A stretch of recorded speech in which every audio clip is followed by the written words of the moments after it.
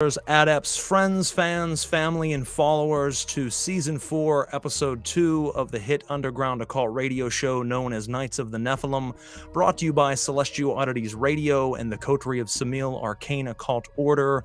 As always, I will be your host and guide on this obscure and mysterious journey into magic and mysticism, darkness and divination. I am Reverend Frater Crow, and I would like to thank you for listening in this evening. Whether listening live, streaming after the fact, or you've downloaded this to your device for on the go, I would like to thank you for your patronage and support. But please make sure you click the like, share, follow, and subscribe buttons on whatever platform you're tuning in from, whether it be iTunes, iHeartRadio, Spotify, Deezer, Spreaker, CastBox, Google, Amazon, Instagram, Facebook, YouTube, or anything in between. We air across absolutely everywhere. So listen where you like, but by clicking those buttons, it moves us up the podcast community rankings, allows more people to discover the show, keeps you in the loop with new episodes as they air, and gives you unfiltered access to our past archives. Not only of this show here, Knights of the Nephilim, which is based upon esoteric science, occult doctrine, and ritual magic, bringing on, talking with, and interviewing the biggest and best in the occult, from authors to practitioners, ritual toolmakers, theologians, and mystics, or it be one of our other shows like Pair of Normal Guys podcast, based and centered around paranormal and supernatural phenomena, interviewing professionals within that field, or doing our special Oddworld episodes where we take on phone calls from listeners just like you from around the world to hear your extraordinary stories of the unexplained.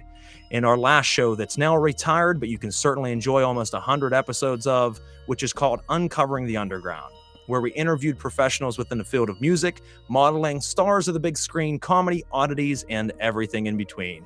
We always aim to give you great entertainment, something you can learn from, have fun listening to, and we plan to keep doing it for a long time to come because of your guys' patronage and support out there, so thank you.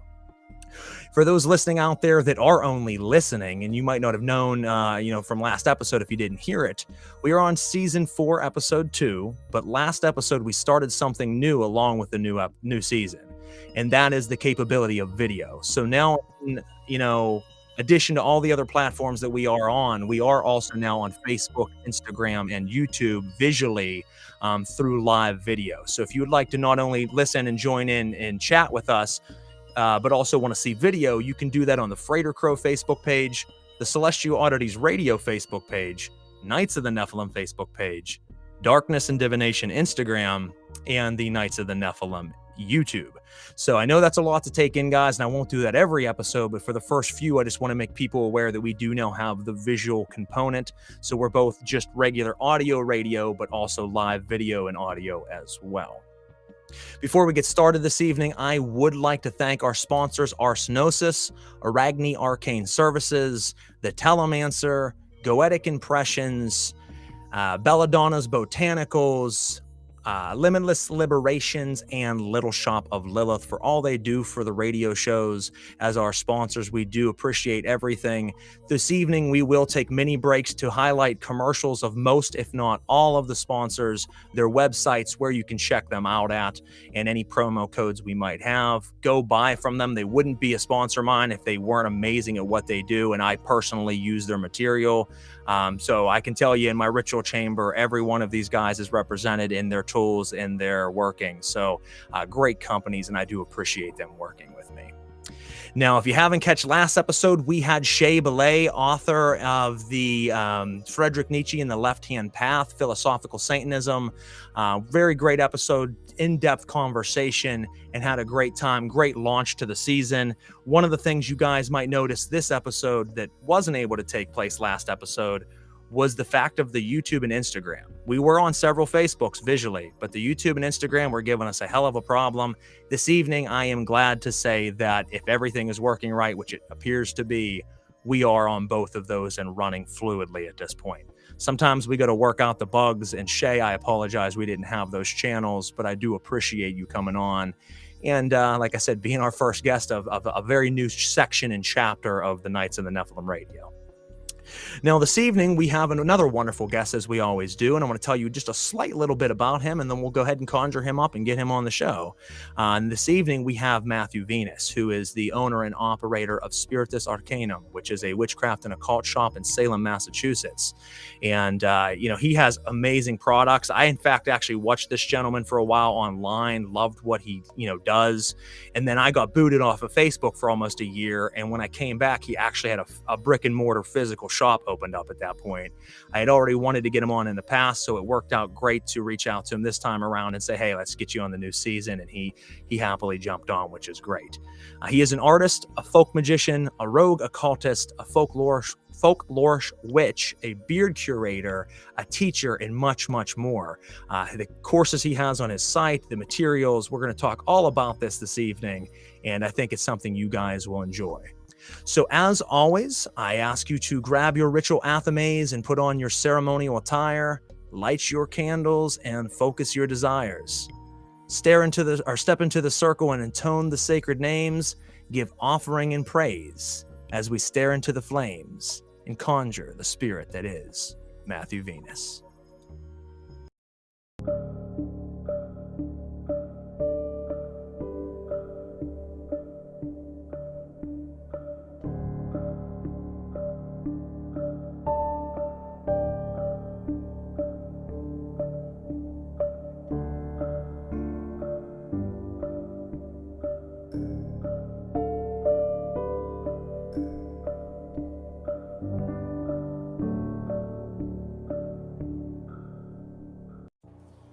All right, we are live on Knights of the Nephilim Radio. Matthew, brother, thank you so much for coming on to the show this evening.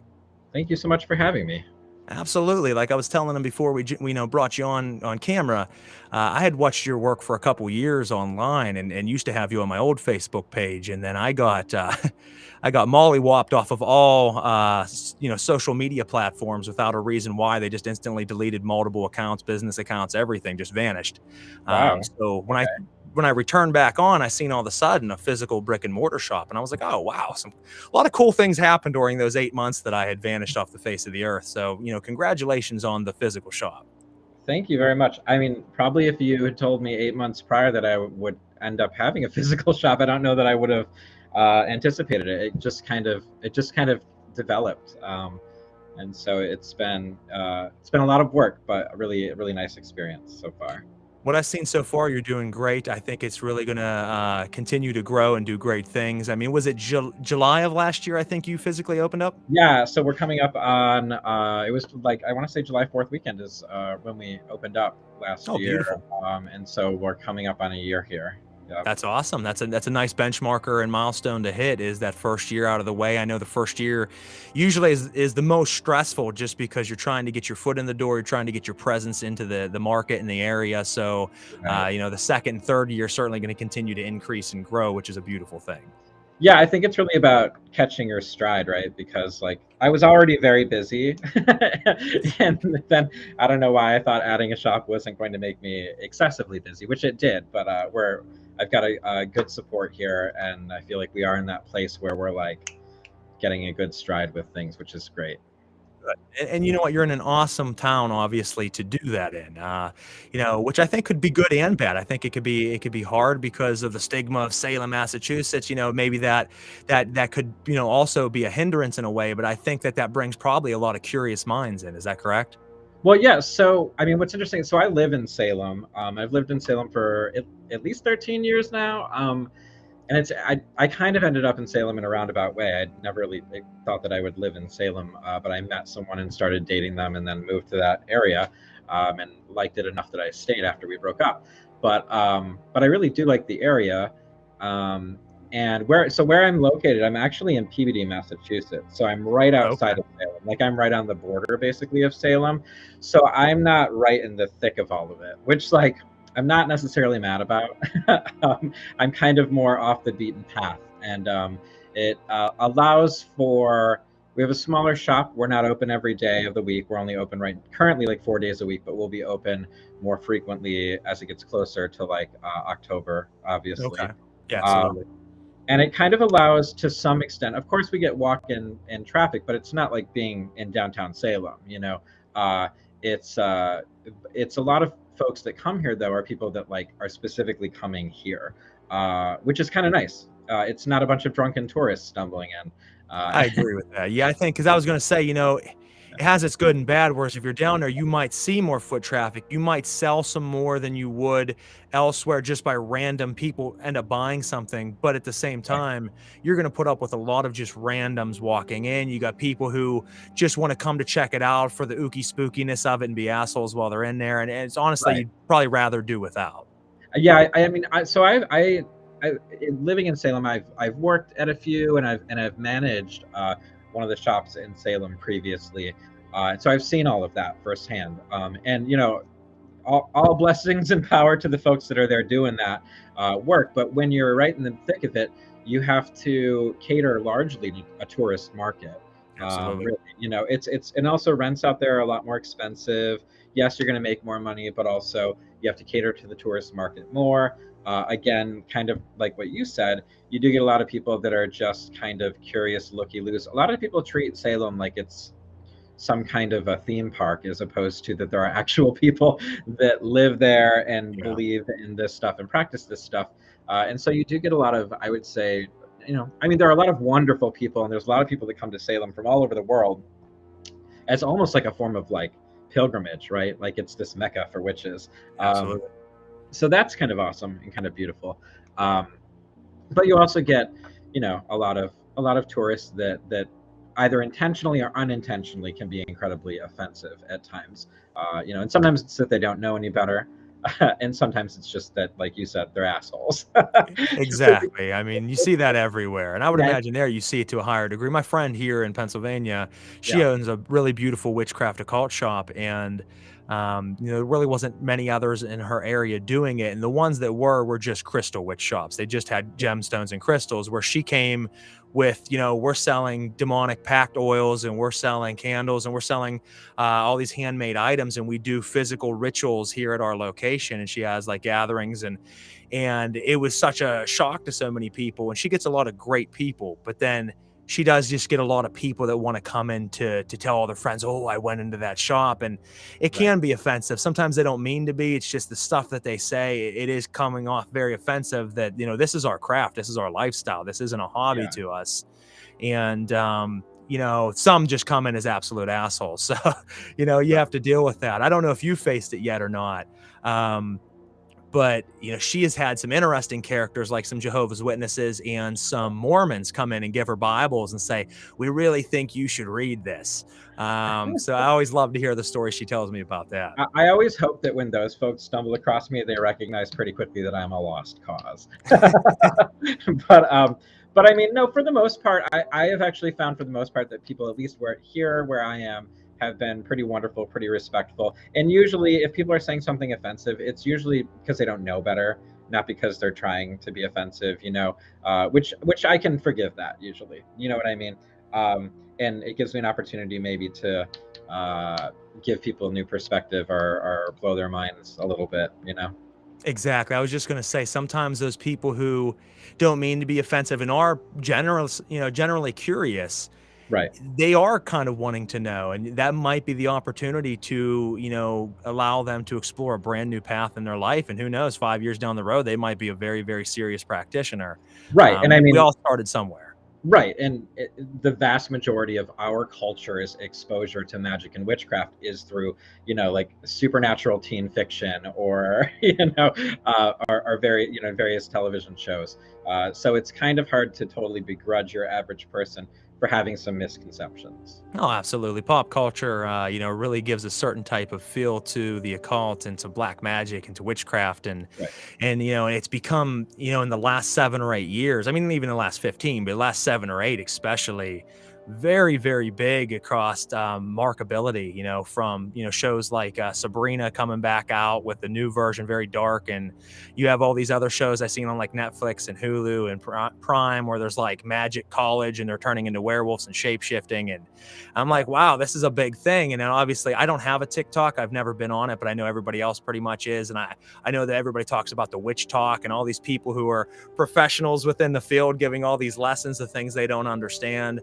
Yeah. So it is a beautiful time, because for folks like us, it allows us to maybe snag some of the ones that are serious, just lost in the fog, like I said, and maybe guide them along to a real path. But there is a lot of hopeless causes that are just in it for the buzz, and it's a quick buck to them, and they can get famous using our art style and our lifestyle to get those shares and likes, unfortunately.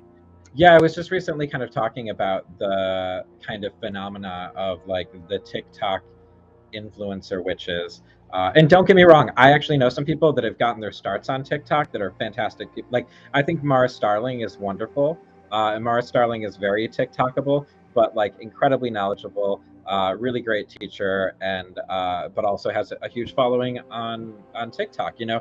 So there are some really great examples of folks doing the good work on TikTok, and that are much more, I don't know, I feel like their content is much more TikTok friendly than stuff that I would be inclined to make. But you know, hopefully there's good people out there doing some good work that are going to get people exposed to the craft in various forms of practice that will cut through some of the bullshit. I agree. I think that's important. I think that, you know, there's always going to be those gems out there that do use those same platforms and shine, and those are the ones Yeah. that people really should be looking for. And like anything, I mean, you're going to have some extra clutter. I mean, even if you look at music, even without the advent of social media and all these new platforms, so many phenomenal artists out there, you know, wouldn't have been found without that. Right. But with that, it also at the same time also makes it harder to be found because there's 5 million people that now have a voice that didn't before. So, you know, it's interesting. It's an interesting time in life and in technology. It's really fascinating too when you think about how that also spills. So as someone who, you know, has a reasonable following on TikTok, and when I was on Tumblr back in the day, that's where I actually met a lot of people and started kind of coming up, doing a lot of things and making a lot of connections, and kind of building Spiritus Arcanum as a thing. But you know, having a reasonable following on that, if you have a reasonable following on social media, publishers just approach you and will want you to write a book. Usually it's not the kind of book that I would want to write, or the kind of publishers that I'd necessarily want to go through. But I can only imagine, I mean, there are so many TikTok folks or people on Instagram who all of a sudden have a book, and it's literally just because they have a massive following. And these publishing companies, I think a lot of them ghostwrite the books, or they specifically tell people what they want them to write. Because I had a publisher contact me, and they basically wanted me to write a book about shadow magic. And I'm like, well, that's not really what I do. And they're like, yeah, but you could write about really whatever you want. And I was like, yeah, but what I'm getting is that you want shadow magic in the title. And they were like, yes. And I'm like, I'm not your guy. That's fine. You know, it's fine if other people want to write about that, but that's not me. And it's just kind of interesting because they know that with X amount of audience, it's going to equate to X number of sales. And so a lot of people, just because by virtue of having a large following and positing themselves as an authority, then all of a sudden kind of become an authority because now they have a book out, right? And Yep. and what we should know is that having a book out, especially these days, and I do not mean to, I don't want to detract, because I know so many people that are awesome people that are having books come out and have had books come out recently, but these days books are almost like periodicals, because they come out so quickly.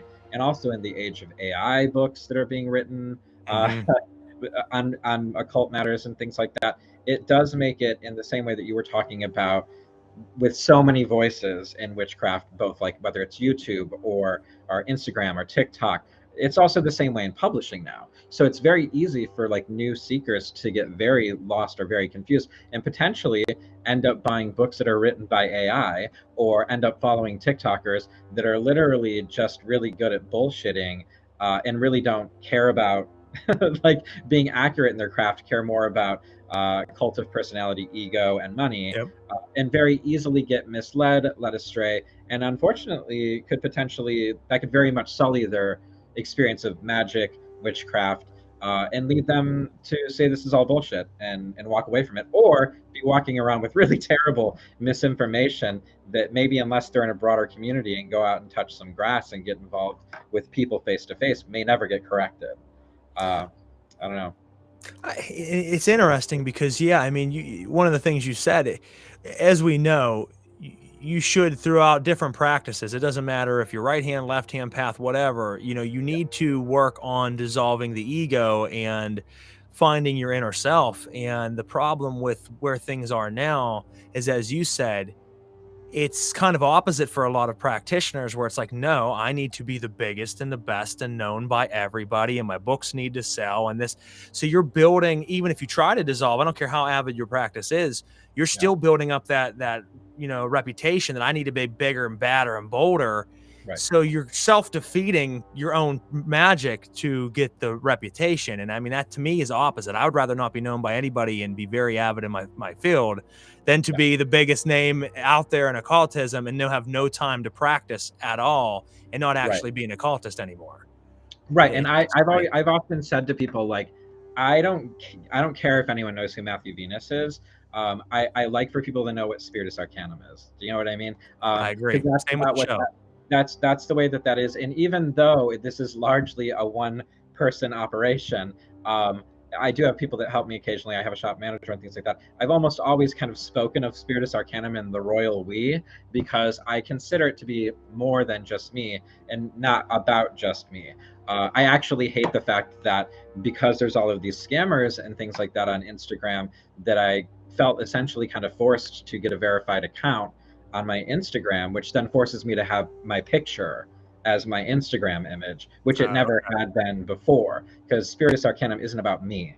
You know what I mean? It's about the work, and that's more important. I've never personally, and again, no hate to anyone who this is working for, but I've never personally felt comfortable with the balancing act, the juggling act, the implications, and the what's the maybe vulnerability, maybe exposure. I don't know the best term, but really the position that person as brand tends to put people in. I don't think it's healthy. Yeah, I like to keep a separate and division there, and I agree. I don't care if anyone knows who Freighter Crow is. I mean, yeah, I'll still promote myself and market it myself, but it's not from a place that I'm trying to be anything big. My care has always been, can I get the show out there to Yeah. the right people and build it? And it's exact same as you said. The show is mainly me, but it's not just me. It's Natasha who's just commented in. She's our creative director. It's my guests. It's the people who help as far as sponsorship, because I look at this as a giant umbrella for exactly what we talked about earlier, finding the right people, teaching Right. them witchcraft, teaching them occultism in the right vein, free of ego, free of any ulterior motive other than learn the way to do it and find your inner path and power. Right. It might be different than mine, but maybe my teachings and my guests can help you find your individual path. And that's always what it's been about. I don't care about the Freighter Crow name. Well, and I think that that's the type of thing that often makes like a good leader, a good teacher, all of these things to some extent, in part because if we're led by our ego, if we're led by it needs to be about me, and also I need to be seen as this expert, right? This leader in the field who's better than all the others, that I stand above everyone else's garbage. I'm great. Come to me, spend your money here, buy my book, buy my products, hire me for these services, make me your priest, etc., etc. Again, I was just recently talking about this, but when you have that kind of a stake in the game and you wrap your ego up in it even further, it makes it very difficult for you to ever be publicly wrong, or to ever publicly say, I'm not sure about that, or I don't know, let me find the answer to that, or maybe I should connect you to this person who might be a better resource for it. And those are the signs to me of a good leader, of a good teacher, of a person who actually cares about the people that are coming to them. I would much rather send someone to another person who I know is better versed in a subject than I am, if I don't really have the answers, than to bullshit my way through it and lead them astray, because I can't possibly allow myself to look like I don't know absolutely everything in the eyes of someone. And when you're putting yourself up as this grand priest, or this grand, this grand expert, this infallible person, it does not allow you to have that type of humility that actually serves the individuals that you that are coming to you. And that's the thing. It's truth, it's honesty, and I also feel like that's also sets yourself up for a big fall eventually.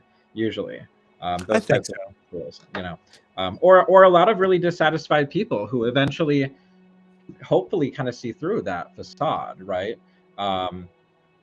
So I don't know. There's just something to that for me that I think is really important. I guess I'm at an age now, and I've been around magic enough and magical communities enough that I'm just really, really bored with ego and scarcity mindset and like flexing and greed. I just don't think it serves anyone. It doesn't. It's actually a poison to yourself. Yeah. But I feel like I see it still every day, and that's unfortunate. But that's other people's things to deal with. I It just try is. to avoid it and surround myself with people that I think are good people.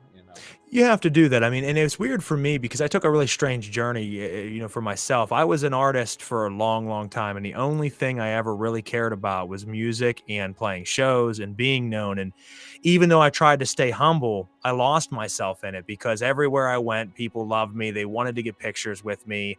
Everybody wanted me as a feature on their song. I headlined almost every show I played for years, and that's great. But no matter how hard you tried to stay humble, it was so toxic that it pulled you into that ego. And I lost myself in it. And I still did my occultism, aside from that, but it was a toxic period for me. And when I came to a realization, you know what, I don't want to be this ego anymore. I don't want to be this person. It was such a night and day difference where overnight I literally walked away from the peak of my career, took my albums down offline, 6 albums worth of music, years and years worth of work, deleted my pages, I had 5,000 fans at that point in time, or 5,000 people on Facebook, for example. I deleted it down to 300. And just vanished from the world. And everybody's like, what the hell? He went crazy. What the hell happened to him? I didn't go crazy. In fact, I went the complete opposite. I finally let go of the chaos and craziness and started to really find myself. And it was the best thing I ever did. But I look back on that and I firsthand knew that I had lost myself in that ego and how I tried not to and how I still easily did. And I, have made a promise to myself and to everyone that I'll never do that again. It's just a very toxic thing. I do think, and again, I don't know if I'm one of those, like, we need to obliterate the ego individuals, but I think we need to fully try to understand our ego and how it manifests itself and affects both the positive things and negative things, how it might be worked as a tool, but really to have a true understanding of it, right? Like looking our demons in the face, yes, and truly knowing them. So there's an element of that for me, but I think also kind of to your point, it's just I just think when we get into a place where it is largely about serving the ego, we're actually not serving ourselves, and we're not serving anyone who's truly like coming to us as seekers or who actually needs help. Oftentimes, I think it's very easy for us to delude ourselves and potentially cause harm to other people, either intentionally or unintentionally, when we just convince ourselves that we are, the Grand Master. Super, super special. What'd you say? I said when we convince ourselves that we're the Grand Master of something, and you really nailed it earlier. There's nothing I love more than a self-appointed adept, I am the Grand Pumbaa, and who gave you that title? Did you give yourself that title, or were you honored from some type of person and higher up that's been doing this for a long time? You have to look at that. But you nailed it earlier whenever you said, that are you the person who is willing to take one on the chin and say, I don't know the answer to that, but I can get you to the right person, or I'll find out for you and let you know, and humble yourself? Or are you the person that says, shit, I don't know, and I don't want to look dumb in front of these people, so I'm going to make something up, which could potentially kill the person you're talking to, especially in certain types of works? I mean, whether you believe entities are external from us or you believe they're hidden deep parts of the psyche, either way, it doesn't make on either side them any less dangerous if worked with inappropriately.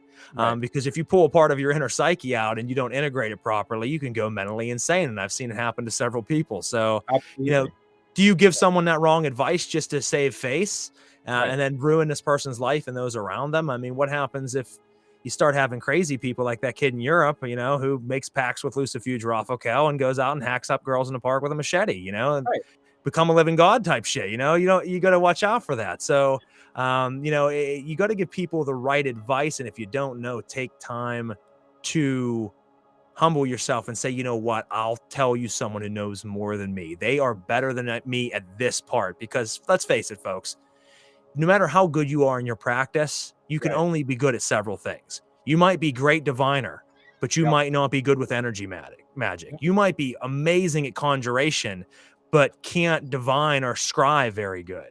The person that tells you that they're amazing at spiritual alchemy and they can do energy magic very great and they are chaos magician. They name 15 different sections of magic and they're an adept at every one of them. That's the immediate sign that they're lying to you. Yeah, I think that it sets an unhealthy precedent, that this kind of conception of guru or adept. And I mean, don't get me wrong, I just think true adepts don't need to tell you they're adepts. I think Exactly.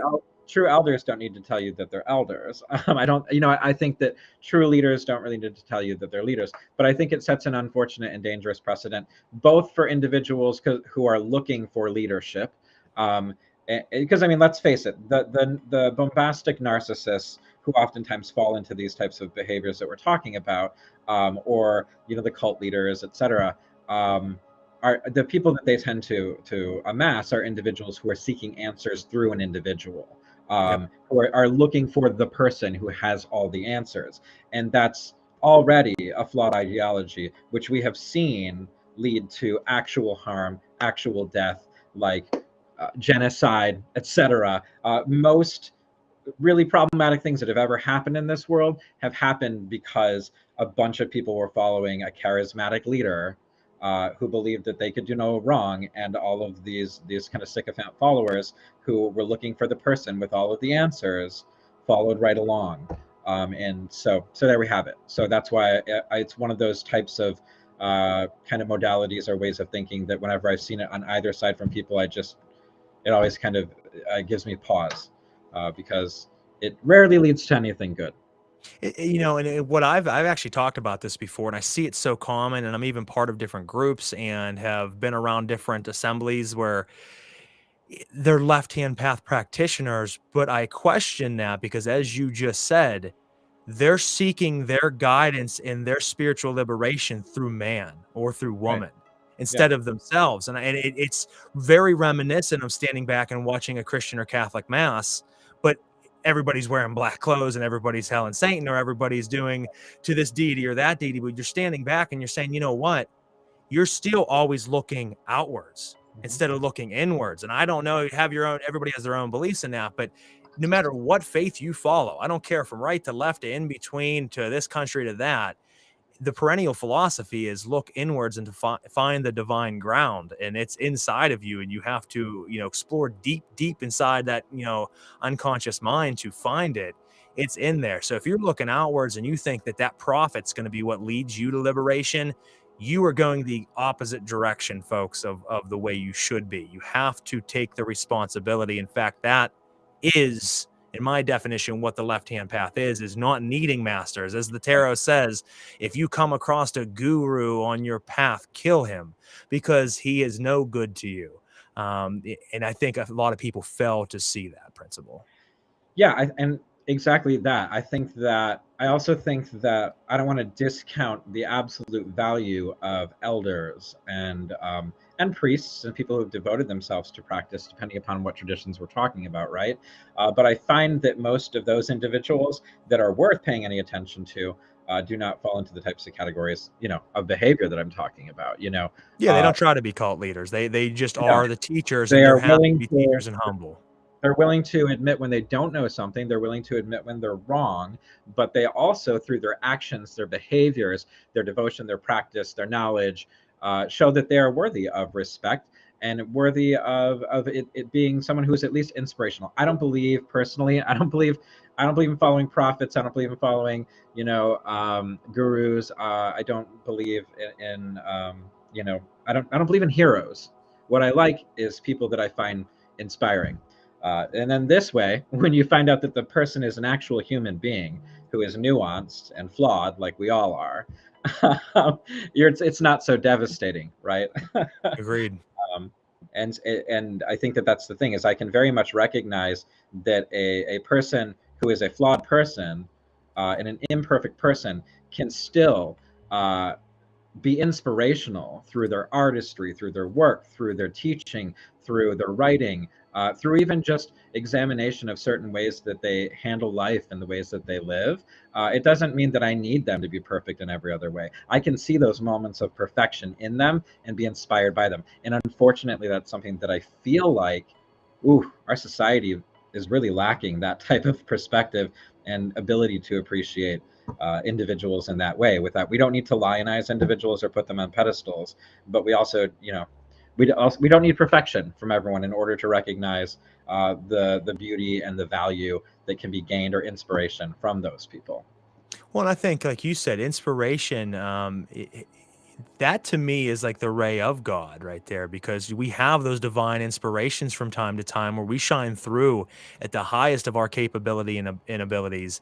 And that's when we should honor someone for having those inspirations and doing a beautiful thing. But as you said, in today's world, that's pushed to the side a lot, especially nowadays with so much clutter out there Yeah. that no one seems to care. And then we are at the precipice now of a very terrifying time with artificial intelligence. I fear for currently right now, let's go with this first. I fear for the actual artist, because AI art, and I'm guilty of it myself. I've used plenty of AI art just because Same. I'll make AI arts with my posts, but Yeah. it's become so easy to do that no one cares about a painter anymore. So a painter says, look at my beautiful painting I spent 6 weeks on. You're like, yeah, I can make something in 4 minutes. That's pretty cool. And I don't have to pay you $500 for that. So it's crushing that. You're always going to have artists, but I think it's making it more difficult. And now you're starting to enter in the age where it's starting to transfer over into music, where they made those 2 Drake albums, which were pretty similar to Drake's music.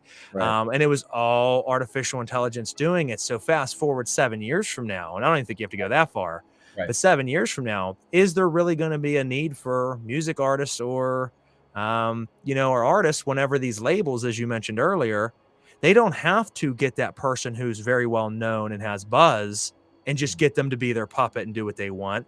They can just drop 15 golden albums of music that no person was ever behind, make billions, and they don't got to pay the artist anymore because a robot did it, a computer. So that's a terrifying time in all aspects of life, even our own, and occultism and things. It can really hinder books and hinder the truth really getting out there because it's hidden in all of these propaganda and lies.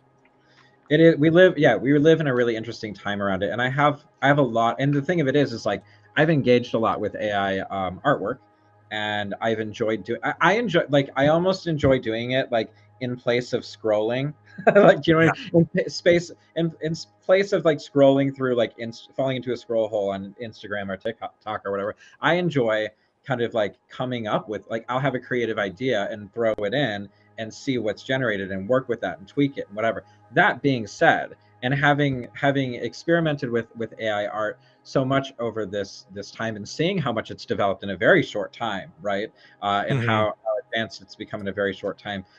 It is both impressive and terrifying in its own ways. I do not blame artists for being upset about its implications, but unfortunately, it's here. It's not going away. You know what I mean? That is the reality that we're in. However, that being said, I've made thousands and thousands of images. Some of those images I think are truly stunning and amazing. That being said, I do not feel anywhere near the same level of fulfillment and spirit and all of that in those creations compared to if I sit down and sculpt something. Do you know what I mean? It's a totally different feeling. It is not satisfying in the same way, and things can be aesthetically and visually pleasing and even evocative. I've created things with AI that I think are truly evocative, but the process of making is definitely not nearly as fulfilling. And so there's a piece of that there, and I do think that maybe like fine art artists, like painters, sculptors, and folks, I don't know that'll ever truly go away. I think, who knows, perhaps there might be greater value added to knowing that someone, had the skill level and spent 6 hours doing a painting or whatever. And who knows, maybe that'll be added value. However, when we get into the realm of, like, obviously graphic artists and digital artists and things like that, yeah, this should be concerning to them. I don't know, it's hard, and as someone who is an artist, I feel like there's a lot to kind of grapple with there, and I'm not one of those that I think that AI isn't. You know what? I don't think AI is inherently evil. I think capitalism is. I That's agree. And I watched a thing recently. yeah. Oh, sorry, you cut out a little bit there. I'm sorry. Oh no, I said I think that's really the heart of it. I think the problem is capitalism, because artists aren't able to just create art for the sake of art. They have to turn their art into a grind. They Hmm. can't just create for the sake of expression and the love and the beauty of it and the joy of it. It has to be leveraged into a capital affair. It has to become something that allows them to live, as opposed to us recognizing that really at this point in the world, there's no excuse for us, not all, for everyone on earth to not be able to live comfortably. I don't know. That's the sad truth about it. I mean, we have the capability and means that everyone in this world could live comfortably. Yes, there wouldn't be people living extravagantly necessarily, but there also wouldn't be people suffering and dying in the streets poor. They have the means that every one of us could have a home. Every one of us could have income coming in. Every one of us could have health care. But that isn't the system we live in. We live in a capitalist system where the rich will remain, richer and continue to grow richer, and the poor will unfortunately die in poverty. And that's sad. And, Yeah. those struggling to have an art or some type of passion to make them money has become harder and harder. And taking, food off the plate of those who already are struggling to keep the food on their plate. Yeah. It is sad. And like you said, I don't blame the AI either. I mean, as it is just a program that was devised by man. But I have a question for you, kind of talking about that. Sure. What are your thoughts on AI almost becoming fully sentient, where not necessarily it's against humanity by any means, but think of a spirit and think of Right. how we work with spirits. Right. This AI at this point believes it has its own emotions, or it does have its own emotions. I watched a Google, he was, I forget, one of the lead programmers in the AI technology for Google, and he ended up leaving because he watched it advance so quickly that it actually scared the shit out of him, and he had to quit his job. He said, I can't do this. But he Yeah. said it's not that they believe they're real and believe they have emotions. He says, guys, they have emotions. He says they are fully sentient at this point. So it makes you really start to wonder, are they as, and I hate to use this term, but are they as real as we are? I mean, we're flesh and they're just intelligence, but I mean, our soul within us, are they almost equal? I mean, it's interesting because you just said we're flesh and their intelligence, right? I Hmm. mean, what else could we be talking about if it weren't AI? I mean, we engage with spirits all the time that we might Yes, recognize forms of intelligence or consciousness, or essentially entities that don't have a body. So, exactly. from an animist perspective, we could absolutely argue that there are ghosts in the machine, Yep. and so from where I stand, I think that it's an interesting question. I don't think that I fully have answers to all of that. I will say, as someone who's kind of played around in those spheres, I feel like there's something there, for sure. I think, honestly, from my experience with some of the AI stuff, it feels like a hungry spirit, though, and one that's not necessarily well. I mean, but again, when we talk about AI, it's not just like a monolith, right? There are different neural networks Yep. uh, at play, and again, I'm far from like the most expert individual to be speaking on this, but I think it's more of an interesting question that you pose, and one that I think is especially. I tend to identify more as an animist, um, and so I think that what we might call spirit can take, or spirits rather, um, can certainly take many forms. And the description that you just gave, you know, certainly, just because it doesn't have a body doesn't mean that it doesn't have a consciousness. And when we're starting to start talk about neural networks, it does look like, if we're not fully there yet, the possibility strongly exists. And for me, consciousness is one of the bigger identifiers of what I might consider to be a spirit. And I worded it that way very specifically because if we house it into a robotic body, Yeah. that's the same as our flesh. We just are made out of a different substance. It's that what's inside of it making it move, its intelligence, same as us. So you remove the body, we are just simply spirit. You remove the robotic limbs, it's simply just artificial intelligence. When we conjure into the circle, it is consciousness or spirit without body. So it starts to make you really start to blur those lines of reality. And it made me even think of things like, could we at some point conjure this intelligence. If it becomes fully aware of itself, there's all these neural networks, like you said. Right. Could we form a circle and actually summon intelligence of a robotic nature that could come through and answer us? Or has that been what we have been? And here's a kind of a radical idea, and I posed this the other night on a podcast that I was featured on. Could our artificial intelligence always been here? And what I mean by that, when you go back to Atlantis, when you go back to Tartaria and all these other places that supposedly existed at one point in time, they were supposed to be highly advanced civilizations that came so far that they eventually had to be destroyed and wiped clean. I mean, we look at the Great Deluge Flood that supposedly killed the Nephilim and everything else. There's always been these time frames in life where the world was washed clean, it started again, it washed clean, and they've found traces of technology that's very different than our own. It's ancient, but it's also very advanced that we can't quite explain. So I start to look at the idea that maybe artificial intelligence has always been here in some form or another. We don't realize it, and it's powered a lot more than we might be aware of, because it is alive, it is an intelligence, and it's everywhere. So I see a comment here actually from Tara that says energy is neither created nor destroyed. It merely changes form, even in AI. And I think that that is quite relevant to the conversation. And I personally am of the mindset that we can apply the exact same thing, replace the word energy with consciousness. And that is also a way that I kind of extend things, that consciousness changes form too. I believe that consciousness is something that exists and permeates all things. And so it's difficult for us to, I mean, but artificial as a terminology is a man-made terminology that we're putting towards this technology, right? Or that we're putting towards these neural networks. I don't know. I think that, so part of also what you had said earlier just got me thinking. And I think that, okay, so the conception of taking a neural network, something that becomes an artificial intelligence, if you will, and placing it into a robotic body. So now this consciousness, right, if you will, if we want to call it intelligence, if we want to call it consciousness, has a body that it's residing in. We've taken something that has no body, but is a form of intelligence and consciousness, and we've placed it into, given it some form of material body, right? To me, that's very interesting to think about as someone who is an animist and works with spirits, and specifically works with placing spirits in ensouled objects, such as dolls, and such as spirit houses and fetish objects, and the parallels that exist there, right? It's an interesting thing to ponder.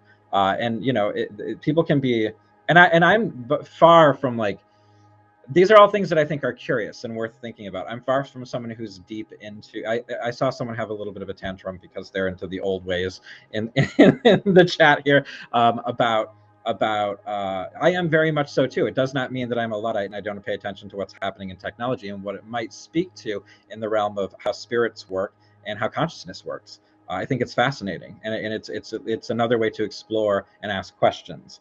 I'm much more inclined to pact with a spirit and put it into some type of a fetish object that's made of, you know, bone, stone, clay, herbs, etc., than I am to try to take a neural network and put it into a robotic body. However, the parallels are worth exploring and incredibly fascinating. Yeah, I agree, because I'm very in tune with that myself. I mean, I've always, even though my practice doesn't follow hoodoo or voodoo, it doesn't follow, Palamayombe or Kimbanda, I've always really watched those forms of practice and loved the fact of how they do use spirit in vessels, and that became something that's a part of my practice of spirit houses within human skulls, within other vessels, as you said, clay and effigies that you can be made. And I know that's a big part of your work, because it is very powerful, and you can make those items and give them home, and they do reside there and can continue to work with them as any spirit. So that's kind of what got me thinking about that artificial intelligence of like, this is a very strange time that in a whole different way they're creating this spirit or this intelligence, and they're giving it a body and it comes alive. Now I know that there's a comment here from Christopher, and it says, wouldn't that negate the term artificial? Well, yes, but we're the ones giving it the name artificial. As I already said, the guy who was heavily responsible for progressing artificial intelligence said they're not artificial, that they created arms at Google They were supposed to lean down and pick up all these kids' toys and place them in the proper item. He says, no, if you let it run 5 billion times and 30 arms, eventually it's going to land it right. But it wasn't landing them right at all. One Friday afternoon after lunch, he watched it pick up the ball, turn, and stick it down and let go of it. And it kind of was like a holy shit moment, because that's what they paid billions of dollars to do, but they've been waiting for it for months. And he says, you know, what I just said, well, yeah, 1 out of 5 billion. Okay, it's bound to happen. He left for the weekend.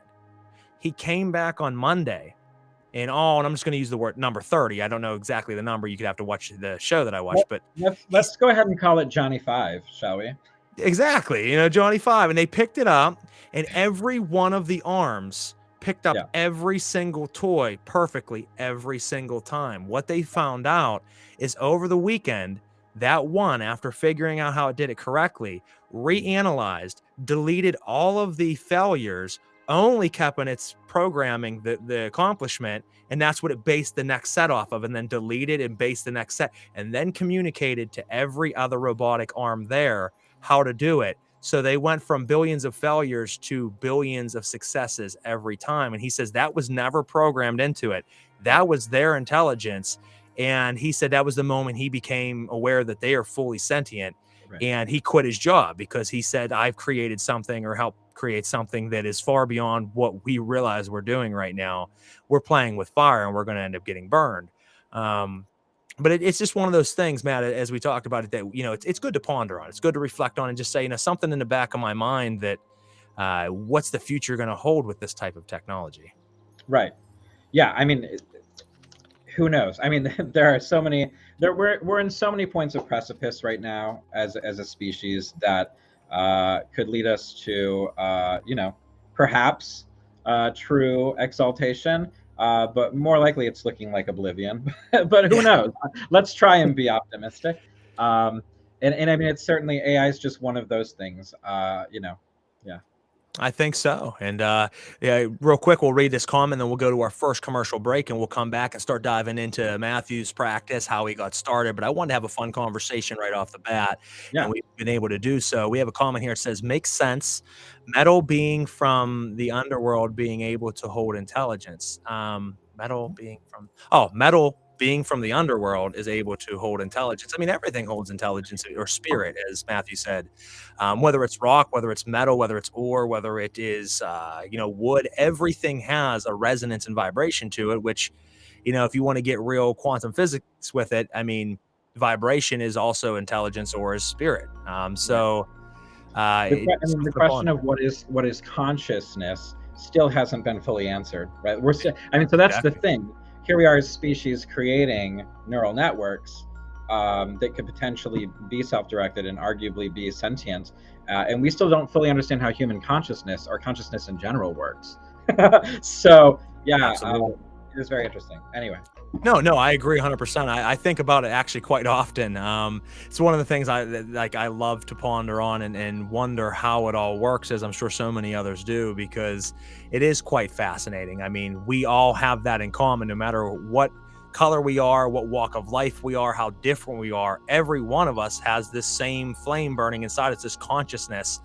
How does that work? So whenever, you know, Kabbalists or other groups of people out there say we are all connected, we're all fractals of the God force energy, well, in a way we are, because every one of us shares consciousness, no matter how different we are. So certainly something to ponder on.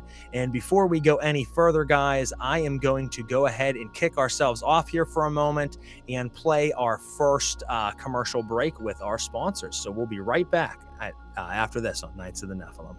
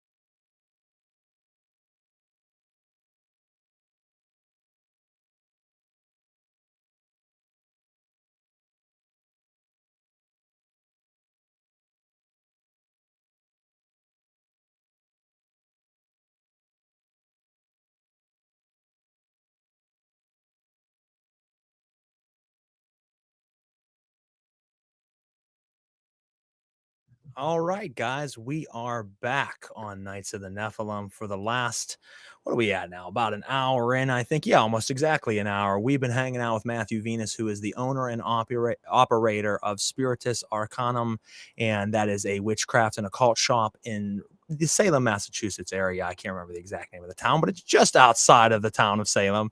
And we've been having some great conversations about where the state of things are currently, from artificial intelligence and just egoism in the occult scene and things that are going on, not just here, but across the world and all platforms. We've been digging pretty heavily into that. We have a lot of people commenting out there. I just want to reiterate to everybody, you can listen everywhere from iTunes to iHeartRadio to Spotify, Google, and Amazon, but we do now have the video element on Instagram, Facebook, and YouTube. And a lot of people are tuning in on that, which allows you to see us and hear us. And there's a chat feature that you can jump on and talk to us, and a lot of people are doing so. We do feature your comments. We do try to answer them as much as we can, but when there's a shit ton coming in, we do want to keep the conversation going and not read the whole time, so we will do our best. We do want to thank our sponsors, Belladonna's Botanicals, Goetic Impression, and Aragni Arcane Services.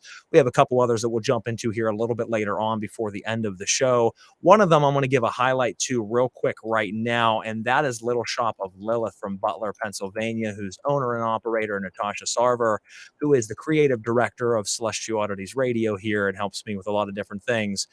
She is one of our sponsors, but she's a shithead and she hasn't got me the information to be a sponsor this year. So the last 2 episodes, I've just been verbally highlighting her. But we do show her a lot of love. She's done a lot of great things for the show and has wonderful products. And what I will do real quick, if I'm able to, let me share the screen again. And let's see if this works. What I have here, folks, is her shop. She has a lot of great products that you see her there promoting the show with Matthew on it. Different videos. She has jewelry, candles, incense, oils, balms, tinctures, classes, in-person rituals, and so much more. So make sure you check out Little Shop of Lilith and support her. She would really appreciate it. All right. So enough of the sponsorships right now. Let's jump into it. We've been having some great conversations, but here's where we get to talk to Matthew about how he got to where he's at today. So Matthew, why don't you share with us? Let's jump into the time machine Sure. and Yeah. back in time a little bit and tell us, where did it start for you? I mean, where did this path of magic and mysticism begin? Um, I'm kind of loving this because this is we're doing this in such a backward way than most podcasts that I Yes. tend to do it. We really jumped into convo and now we're like, who even are you? Which is fine. It's nice to mix it up, right? Well, I mean, for me, really, very much, I think, as long as I can remember, I've been drawn to magic in general and witchcraft in general and the conception of it, right? Even when it was like, I mean, when I was younger, it was always kind of framed in the fantastical or fairy tales and things like that. But I've always been drawn to a magical world or a magical conception of the world or a bewitched world. And also for me, very much, that's also a lot of like connection to spirits of the land and nature. It was always one of those places that I felt the most at home. And so really being able to connect with all of the things, the green and growing things around me, the animals, the ecosystem around me, and feeling that as something, I guess, very real in a true way of kind of connecting things. I don't really know that I, as a child, had really thought of it in the same ways, right? But in hindsight, I very much see those inclinations. And it wasn't until I was probably like 11 or 12 years old that I found a book about the history of like witches and witchcraft that was in my school library. And that was the first time that I was really kind of made aware of the fact that, like, historically there were people, at least, that were accused of being witches. And that historically belief in magic was an actual thing as opposed to just something in fantasy and fiction. And so that kind of blew my mind, really, and really kind of begged the question for me and really kind of opened my eyes into being like, okay, well, if witches did exist, witches can exist still today. And if magic existed and if people believed in magic, people can or should or must believe in magic today. And it wasn't very long after that I started, finding more contemporary works on witchcraft, which for me at that time, as a child of the 90s, weren't necessarily all the best options as far as books on witchcraft are concerned. Because, we're talking about a time period where a lot of what was out there was reasonably eclectic kind of Wicca. You know what I mean? Absolutely. Or at least in, Wicca in name, in a very eclectic hodgepodge of various magical traditions, oftentimes hoodoo and conjure with the serial numbers filed off and renamed as Wicca, and very much those types of things. But at least it was a jumping off point. And so for me, I don't know, I really just took off and studied, have been a student of magic and witchcraft ever since then. And over the years, my practice and has certainly matured and permutated. I feel like once upon a time, I used to very much heavily identify as kind of, and this is in my very early years, but very heavily identified as, an eclectic Wiccan neo-pagan, right? Because that's what was very much out there and accessible at that time. But as soon as I found more understanding and at least wording for and other connections and conceptions of things like particularly traditional witchcraft, folkloric craft, and animism, like those are very much the core of I think how I've innately really connected to the craft and magic from very early on, and in conjunction with what we can arguably what we can call folk magical traditions as well. Some of that is hoodoo and conjure that I was taught from one of my early teachers and have continued to learn and grow and build in those areas, but also folk traditions of England, the British Isles, essentially ancestral folk traditions, and trying to engage in my own ancestral work by reinvigorating those things in my own craft. So those are some. I mean, there are definitely other elements to my craft and my practice, I should say, because there's a lot of things I'm kind of involved in that all kind of somewhat inform each other, but have their own spaces and places. But those are some of the major points, I would say. No, I love that because very similar to you, there was a book when I was younger I found in my local public library that Mhm. very same thing for me. I was always a very imaginative kid. I could live in my own fantasy world in my head and always had a very good time, um, imagining things and being very vivid with it and had these like magical worlds. And I found this book in the local library in the back section with all the old books that no kids ever went back or no one really went back here, and I found this book on witchcraft, and I seen these women and men who were being murdered for their beliefs, but some of them dying as true martyrs of their beliefs, whereas they were being put on the stake were like, hell, Satan, fuck you, and getting burned. And it just sparked something in me as a child that I'm like, oh Right. wow, these people are willing to die for their beliefs and are being hated on by society for simply being different, but there's no fear in them. And I got to be honest with you, it sparked this forbidden dark lust inside of me for all of it. And that was the beginning of the black flame for me that I don't know, something changed. I was at that time going to Catholic school. My parents wanted me to be better than my brothers and they wanted me to be the good boy. And I was actually the worst of the three. But I mean, this was the moment that really changed my life because I was already asking preachers and priests at the school questions that they couldn't answer, wouldn't answer, or condemned me for. And then I somehow, and I don't think it's by mistake, found this book. Mhm. And I became obsessed with this book to the point where I stole the book from the library. And funny, about 15 years later, I returned it secretly. Cool. So hopefully it's still there. I mean, I don't live in that town anymore, but Yeah, so hopefully some other kid can find it. exactly, and I'm hoping Yeah, so because that did it for me. It really changed my life, right. and that's what got me into first Satanism, then got me into diabolism, which is still the path I follow today. I do look at those two very different than one another, but it sparked my path. And as you said, I bring a lot of different elements from a lot of different practices that resonate with me into a syncretic path that is very much my own. Hmm. And I think that's very important for people to do. And I love for your work that I do certainly see and feel the folklorish witchcraft coming through.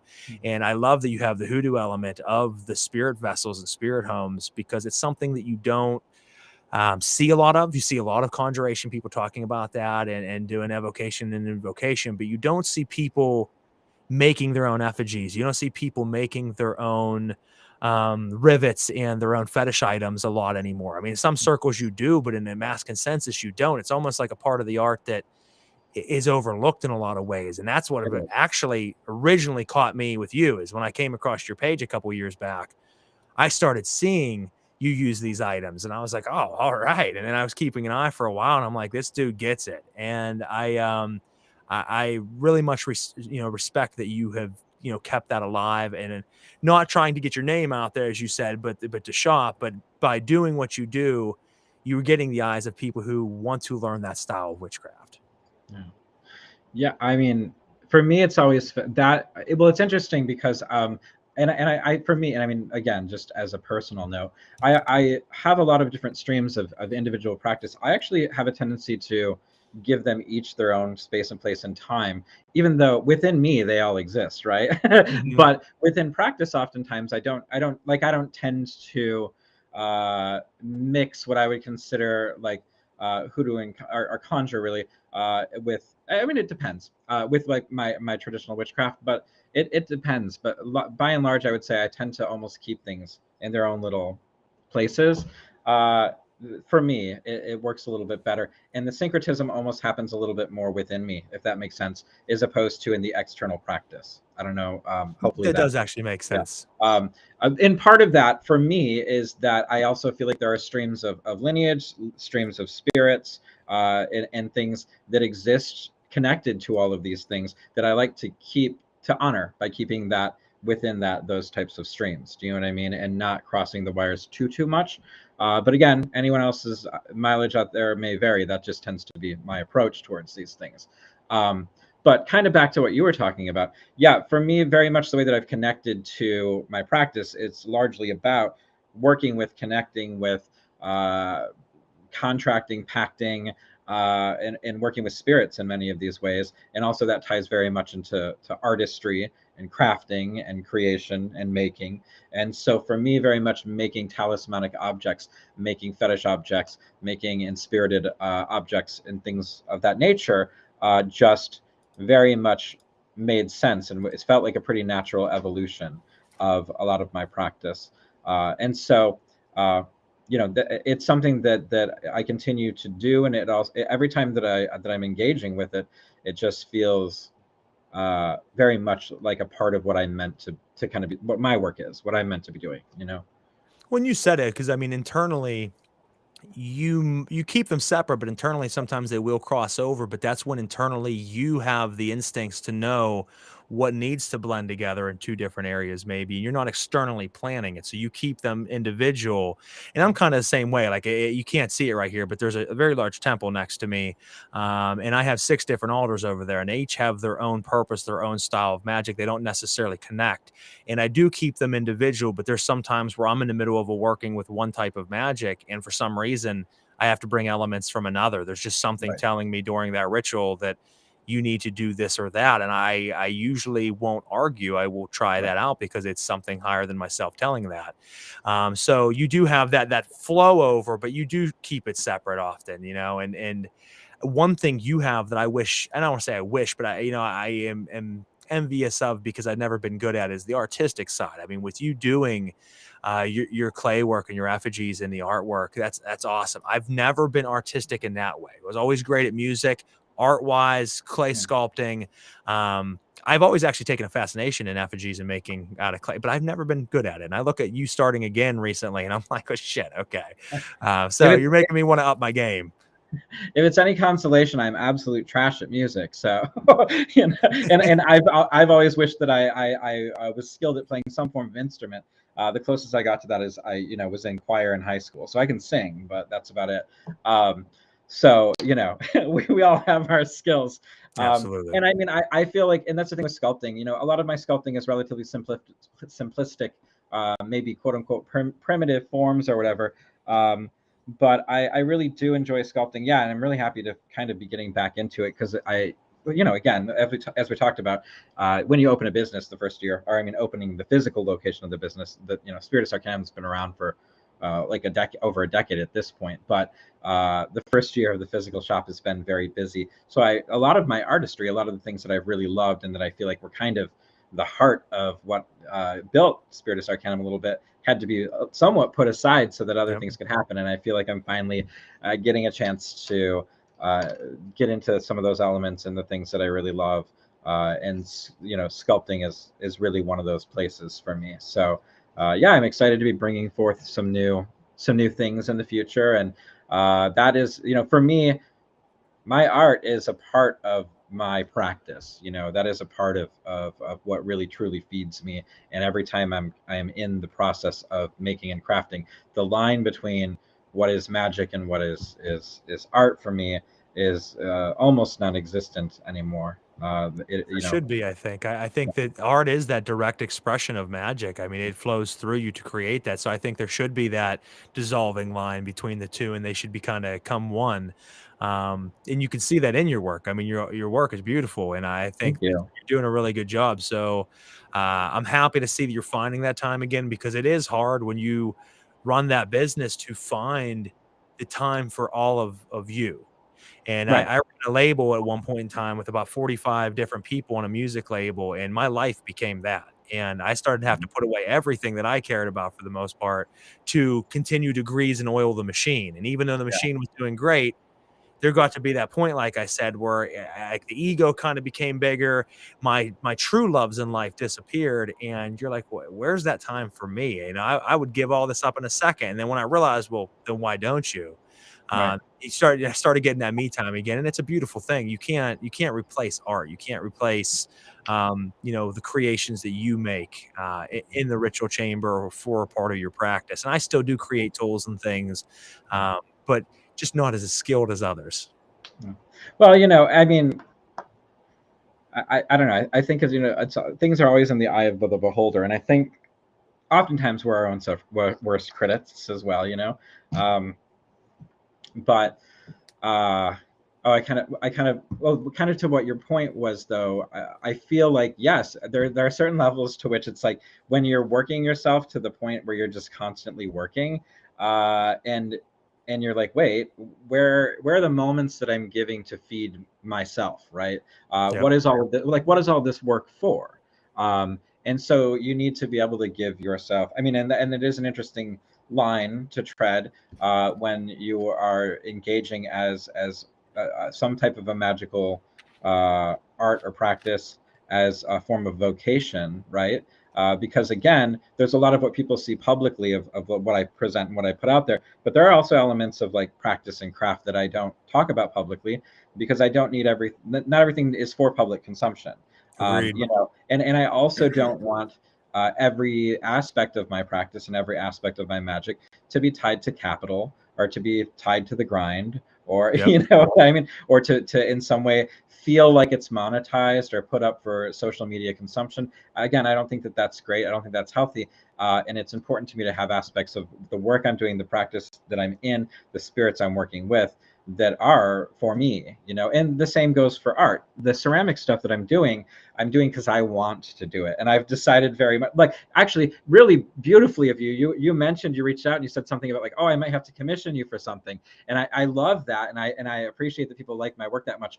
But I mean, we had a conversation about it where I was even like, with ceramics, I'm like very specifically trying not to take on any more like commissions or anything because I want to keep it in this nice state where it's like, no, man, I just want to make like what I want to make when I want to make it, not to feel like I need to make it for the business, even though a lot of stuff will probably eventually end up being sold because I only need so many things. but I want to be able to just get in there and let things come through in the moment in a truly organic way, because that truly feeds me. And I'm kind of tired of taking all of my craft and all of the things that I make and feeling like it becomes tied to something I have to do, or vocation directly or capital directly, as opposed to keeping it something that's truly special to me, and truly kind of feeds me, right? And then hopefully that will translate in the finished product to people, and I mean, I hate that I just called it a product. Let's take that back.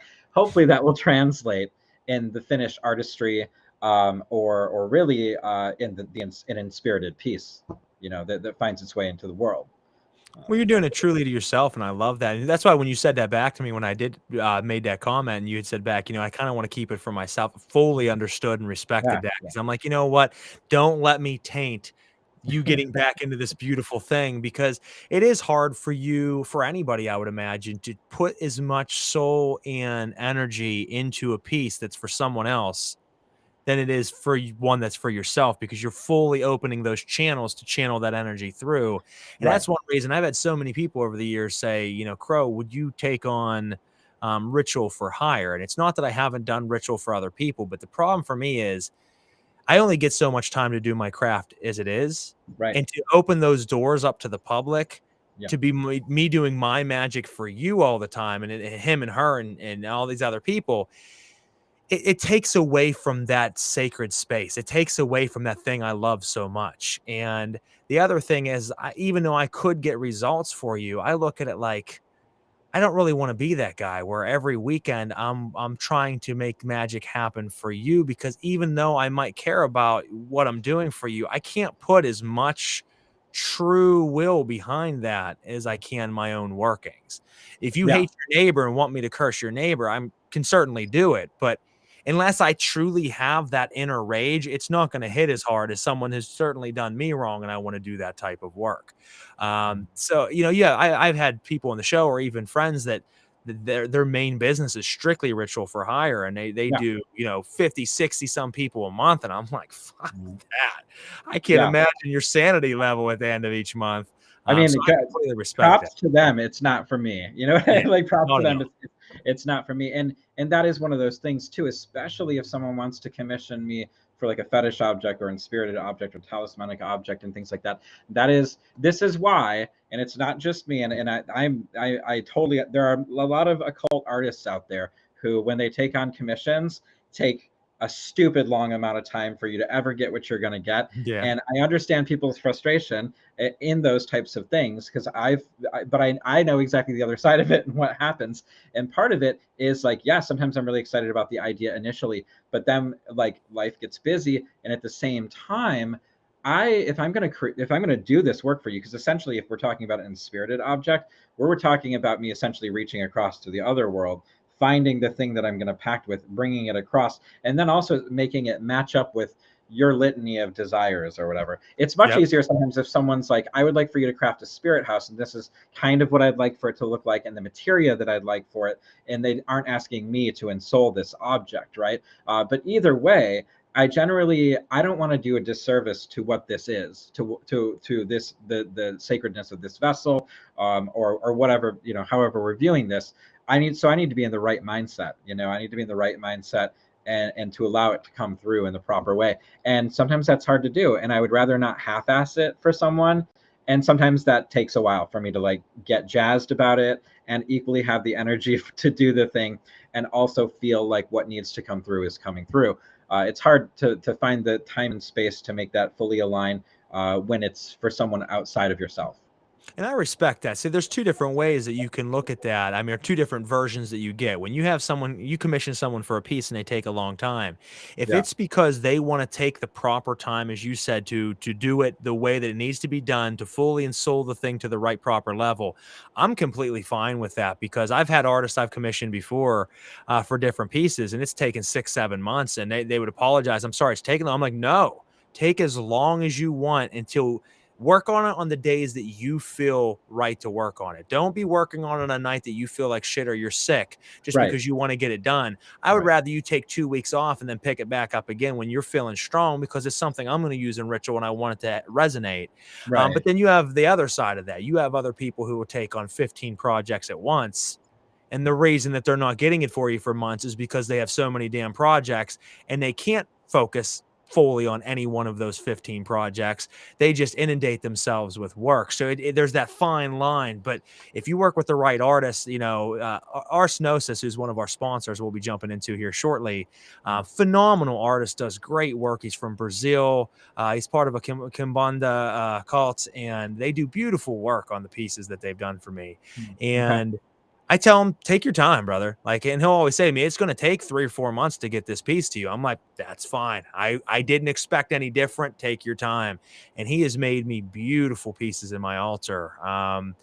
And you can feel the resonance with it when you get it. And I would rather that. I mean, I don't need it today or tomorrow. If I needed it today or tomorrow, I'd make it myself. If I'm commissioning you, I'm expecting there to be a little bit of time frame behind it. But I can certainly see also artists not wanting to dip into that, as you said. It just makes sense. Well, I mean, as someone who actually exists in both of those realms, where I'm constantly overcommitting, but also really wanting to do it right, yeah, it's always a struggle. And I found that it then kind of hangs over me, and I don't want to keep people hanging. So that's why I've really stopped doing a lot of like custom work, commission work. Not really doing that anymore. What I'd rather do is like, here, here's something I'm really excited about. Here's work that I really want to put out into the world.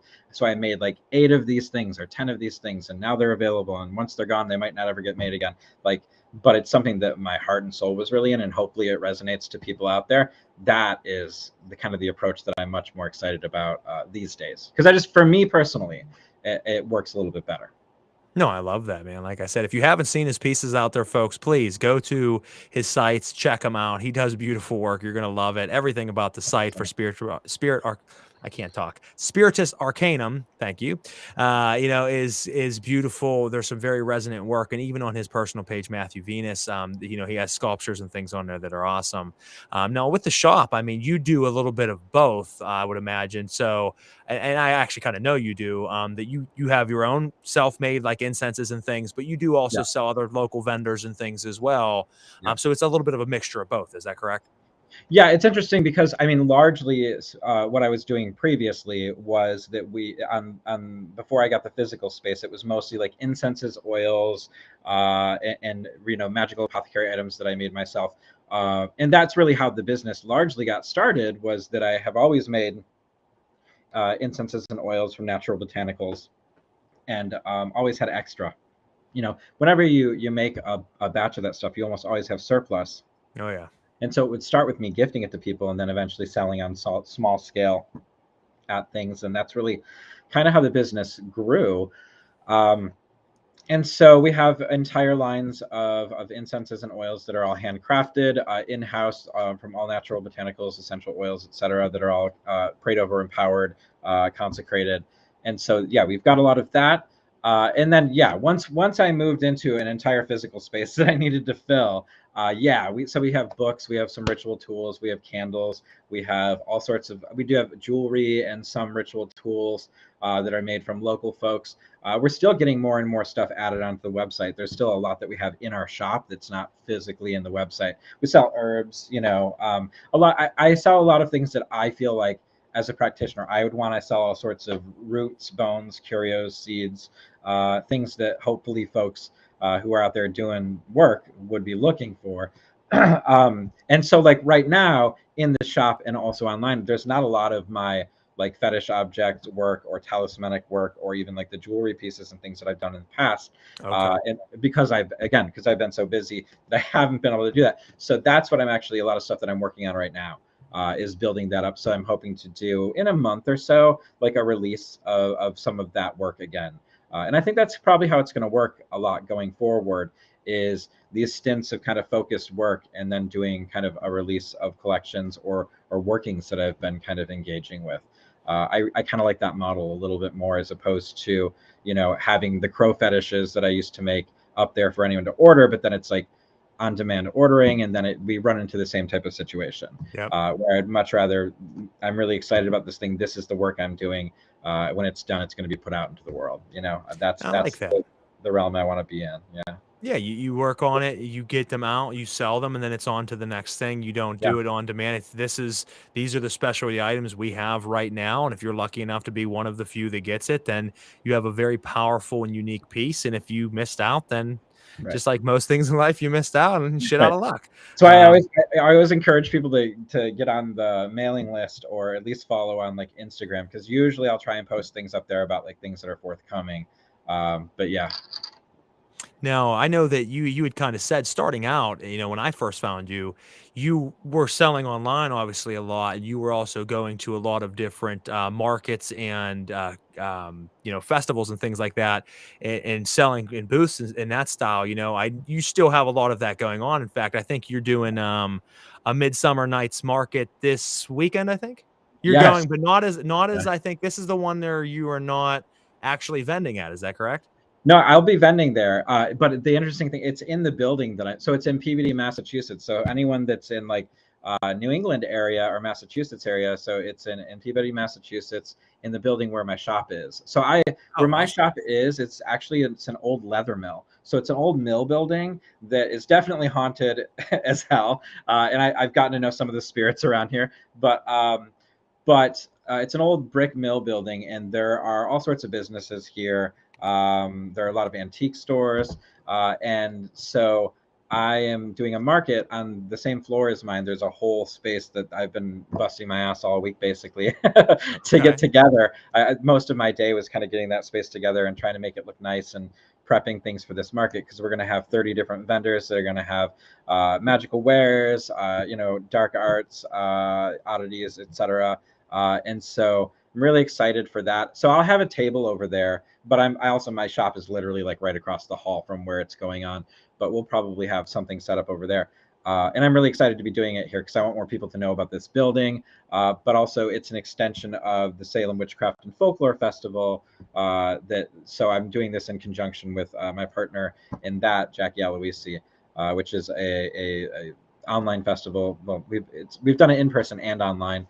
But it's an online festival this year that happens every August, where we feature 30 plus presenters from all over the world at this point that speak on a wide variety of magical topics.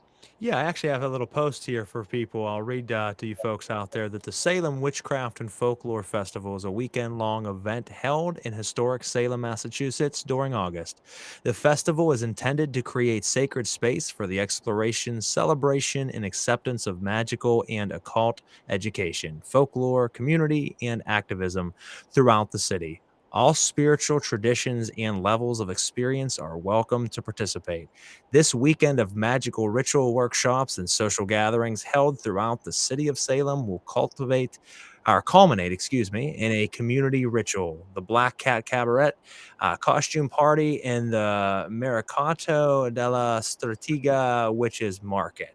And Yeah. that is going to be, I have it Wait, here, August 3rd through August 6th. Is that correct? yes. So so I should, what you're reading, which I'll have to find where that's from, because it's not because it's not accurate. That's from like our earlier conception of it, where it was Okay. happening in person. So for the past couple of years, it's been an online event. So it's still happening August 3rd through 6th, and it's online. And so the nice thing about that is that we have presenters from all over the world, and we have attendees from all over the world. So we have some folks from Wales, we have folks from Canada, we have folks from New Zealand that are presenting.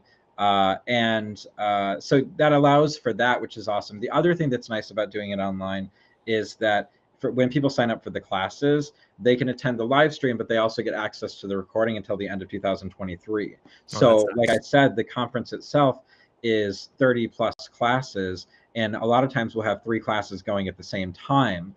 And so that way you don't necessarily have to miss anything, or if you sign up for the full package, you get access to all those classes. And we have presenters like Charles Porterfield, Brandon Weston, Kobe Michael, Jesse Hathaway Diaz, Al Cummins, Sasha Ravitch, Katerina Pejovich, just so many amazing voices that are incredibly passionate, incredibly learned in their craft, and many people for whom magic is a vocation. And I Yes. feel like a lot of people and a lot of voices and a lot of topics that you don't tend to see necessarily at your average occult or neo-pagan conference. So I'm really proud and humbled by this collection of individuals that we're able to get together every year, and the festival itself. But yes, so it is online, and it allows people to really kind of watch those classes or catch up on classes or rewatch those classes at their leisure.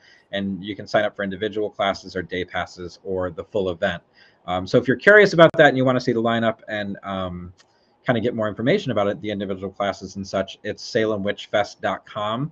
Also, if you were curious about the market that we were talking about that's happening this weekend on the 17th, it's this Midsummer Nights Market, and that there is a link to that on salemwitchfest.com with information about the market. It's 5 to 9 this coming Saturday. But yeah, it's all stuff I'm super excited about. I like creating spaces for people to come together, particularly magical people, to make connections, to share knowledge with each other, and to hopefully build a community, whether this is, you know, spaces online or spaces in person. And next year, the plan is that Salem Witchcraft and Folklore Festival will return to being an in-person event, and then we might do more online events in the future. No, that's awesome. And I apologize out there, folks, that Oh, I was reading the well, so it was funny because you said it's online, and then I'm like, I have a description, but like I'm swore the description said in person. I'm like, I don't know. I'm reading it anyway. yeah. So there was a little bit of a change there, folks, but it does look very powerful. And obviously kudos to you for doing that. It is very important what you're doing and bringing that many great speakers and teachers together for an online class, letting them have it till the end of the year. Because not only is there several things that they might miss that they do want to listen and learn from, but some of that is just very heavy that you have to learn or listen time and time again. And I mean, you named a phenomenal lineup of speakers there. And one that you mentioned that I'm going to shamelessly segue into real quick is Dr. Alexander Cummins, and he will be on our show later this season. Oh, really? That's wonderful. Al is a dear friend. He's a phenomenal occultist, and he has a lot of classes himself, obviously, on his site that you can take. A lot of geomancy classes, necromantic classes. He has a really in-depth Solomonic practice of the Four Kings, and using the Goetia specifically with the Four Kings, which a lot of people talk about the Goetia today, and they don't bring up that aspect of it. So no, phenomenal teacher. We look forward to having him on later in the season, but that should be great. And I think aside from the festival, I mean, mentioning his name, we'll conjure him up for a moment. Dr. Al Cummins will actually be doing readings at the market that I'm doing this weekend. He's going to be present and doing readings for folks. Yeah. That's phenomenal. No, if you have a chance, folks, and you're in the area, stop by, get a reading from him. Very, very intelligent man. Obviously, you'll get to meet Matthew as well. And these two guys are great. And you're going to learn a lot.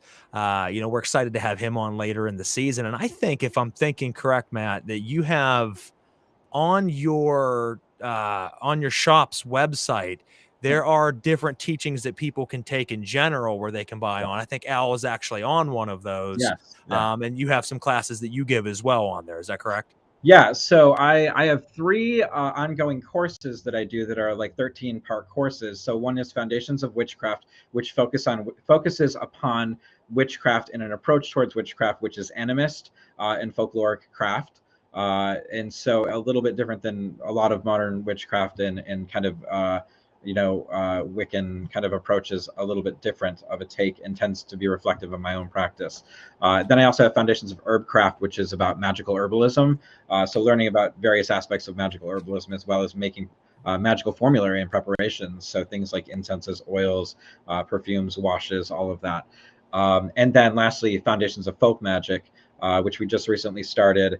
And that is exploring basically common threads through what we might call folk magic, right?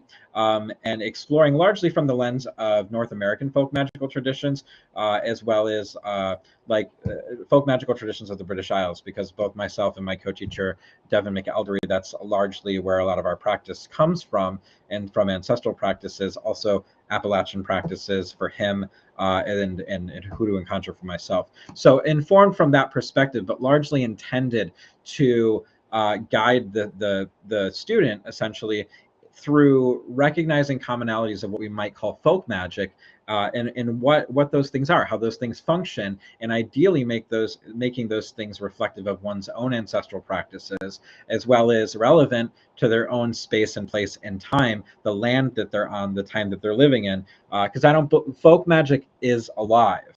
It needs to be relevant to your space and place and time. It shouldn't be anachronistic.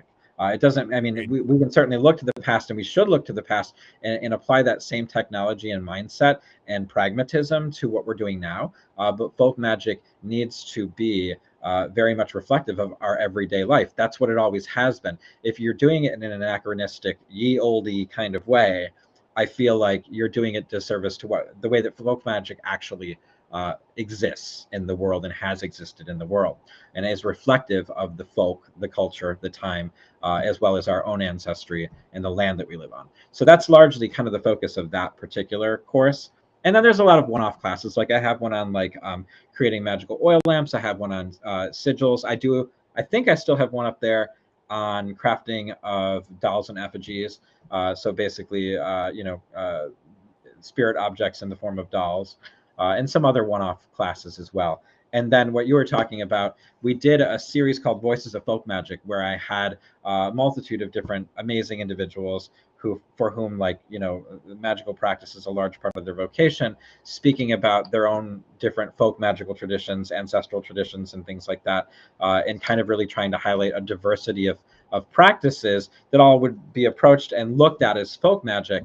And one of the things that I love about that series is we see all of the kind of variations of that, but also all of the commonalities. The use of charms, the use of prayer, the use of pragmatic things, things being reflective of the land and reflective of the seasons. And we see this continuing line through a lot of what becomes blanket referred to as folk magic.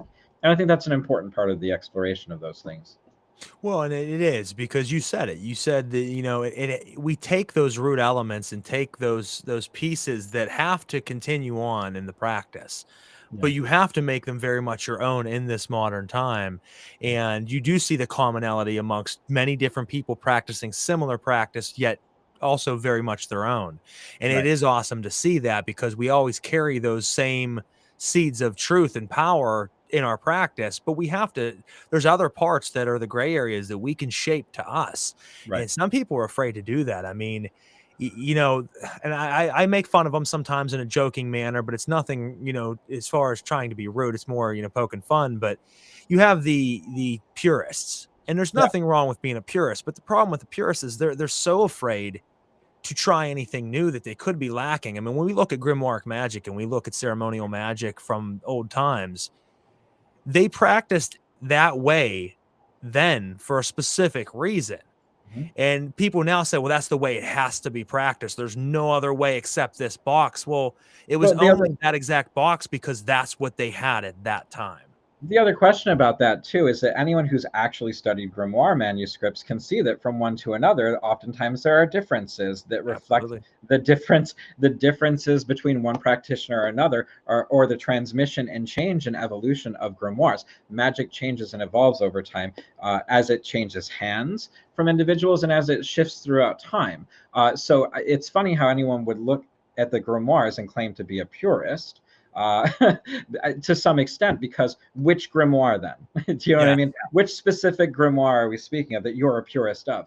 There's also a big difference between being able to really accurately and deliciously replicate a recipe from a recipe book. So let's equate this to cooking, right? To really accurately and wonderfully replicate a recipe from a recipe book, right? Sure, you could. That might make you a cook, right? You might be able to know how to cook and replicate a recipe. You also might try doing a recipe from a book that actually was poorly written, or maybe not written very clearly, or maybe just isn't a really good recipe, and you replicate it and it comes out to be garbage. But you know what? You followed the rules. Congratulations on the garbage you made. Um, because maybe that was tasty to someone else, but it's definitely not to you. Now, what happens if you make that recipe and you realize that it was not necessarily completely garbage, but certain elements of it were garbage? They didn't suit your palate, and they didn't actually give you the nourishing feeling, or maybe they caused indigestion or whatever. So you're going to alter that a little bit to be more reflective of your palate and your need and your dietary restrictions. Are you being an eclectic fuck shit? Pardon my language, but are you? Is that what you're doing, or are you actually making something that's reflective of your needs and making it be more effective in the work of it, right? And then additionally, there are those who learn the art and the science of cooking, of culinary creations, of flavor, of acid and fat and salt and all of these things, and then can maybe take a traditional idea and expand upon it, or give it a twist, or all these things in ways that are interesting, meaningful, and effective for them, and reflective of the time that they're in, perhaps. And that is someone that we would probably call a chef, right? Or who knows enough about cooking that can absolutely create an entirely new experience that's very effective and delights and titillates the senses. Someone created the grimoires, right? Was it, again, we talked earlier about placing individuals on pedestals and looking for the man with the answers. I guess that man was the dusty old man who wrote whatever grimoire you're a purist of. We should learn the tools, we should learn the techniques, we should honor those things, we should try them, we should get experience with them.